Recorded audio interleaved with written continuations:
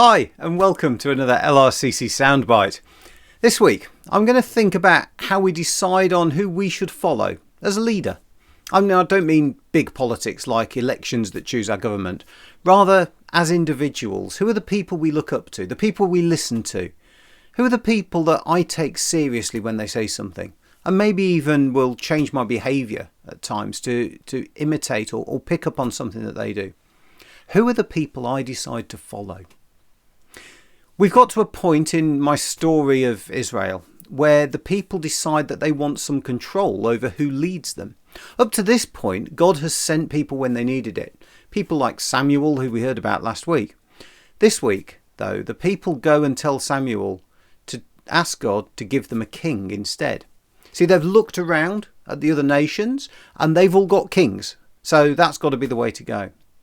God tells Samuel to let the people know that this really isn't the best thing for them. And God tells them some of the things that can go wrong, but the people are adamant. So, a bit like parents dealing with a child who's made a decision which might not be the best, but you want to encourage them. God says, okay, I've told you what might happen, but if that's what you really want, then I'll do it. So, God directs Samuel to meet a young man called Saul. Now, Saul is described as the best looking and tallest man in all Israel. Whether that's actually true or just interpretation by the people who wrote the records down, I'm not going to debate. But I think it's probably fair to say that he was a man who looked like he could be king. Saul was actually a farmer.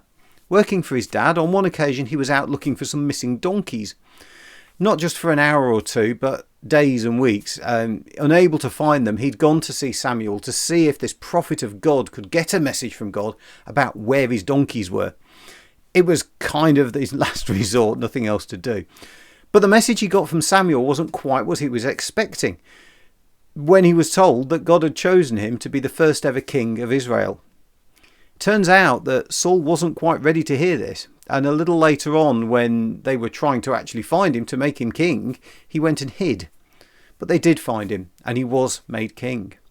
God was with Saul. Saul even had his own direct hotline to God. In those days, it was only the prophets that could talk to God and get messages from him. So when Saul was anointed to be king, he also started to hear directly from God, just like the prophets did. So everything was set up for him to do well at this job. Next week, we'll hear how he actually got on. But for today, I just wanted to think about choosing the people we follow. Do we choose people because of how they look or an image that they present to us? Do we follow people because we trust what they say?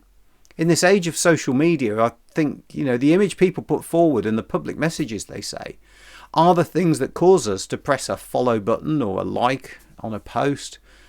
But we all know there are times when people don't live up to what we thought they were and what we thought they were like.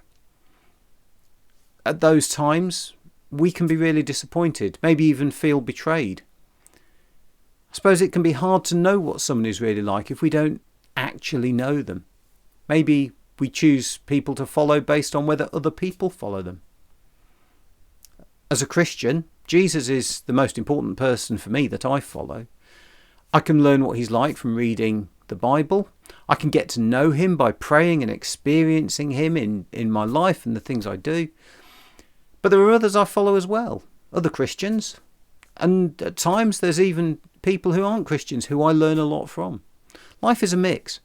And I think there's always something that we can learn from those around us.